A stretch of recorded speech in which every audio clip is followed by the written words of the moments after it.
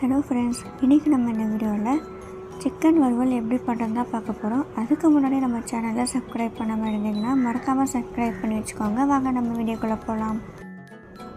அதுக்கு முதல்ல ஒரு மிக்ஸி ஜாரில் 2 வெங்காயம் சேர்த்துக்கோங்க, 3 பச்சை மிளகா, 1 ஸ்பூன் இஞ்சி பூண்டு பேஸ்ட்டு, ஒரு லெமன் ஜூஸ், கொத்தமல்லி சேர்த்துக்கோங்க.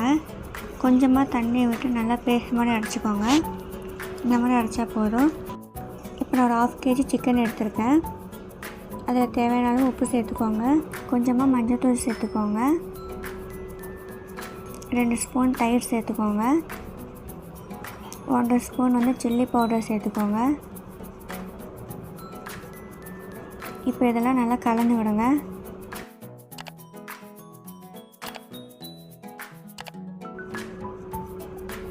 இந்த அளவுக்கு கலந்து விட்டதுக்கப்புறமா நம்ம அரைச்சி வச்ச பேஸ்ட்டை சேர்த்துக்கோங்க.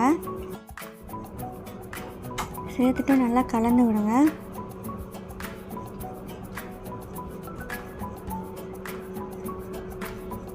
இது ஒரு 1 மணி நேரத்துக்கு நல்லா ஊற வச்சு எடுத்துக்கோங்க. இப்போ ஒரு கடாயில் ஒரு 4-5 ஸ்பூன் எண்ணெய் சேர்த்துக்கோங்க. எண்ணெய் காஞ்சதுக்கு அப்புறமா நம்ம ஊற வச்ச சிக்கன் சேர்த்துக்கோங்க. அந்த மசாலா எல்லாமே சேர்த்துக்கோங்க.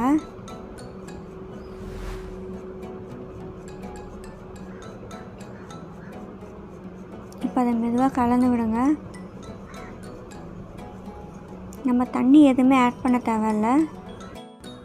இப்போ மூடி போட்டு ஒரு 20 மினிட்ஸ் லோ ஃப்ளேம்லேயே வச்சு குக் பண்ணுங்கள். அப்பப்போ ஓப்பன் பண்ணி மட்டும் கலந்து விடுங்க, இல்லைனா நமக்கு அடி பிடிச்சிடும்.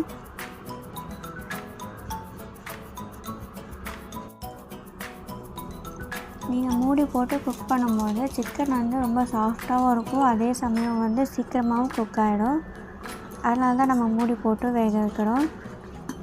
இந்த மாதிரி அப்பப்போ மட்டும் ஓப்பன் பண்ணி கலந்து விடுங்க.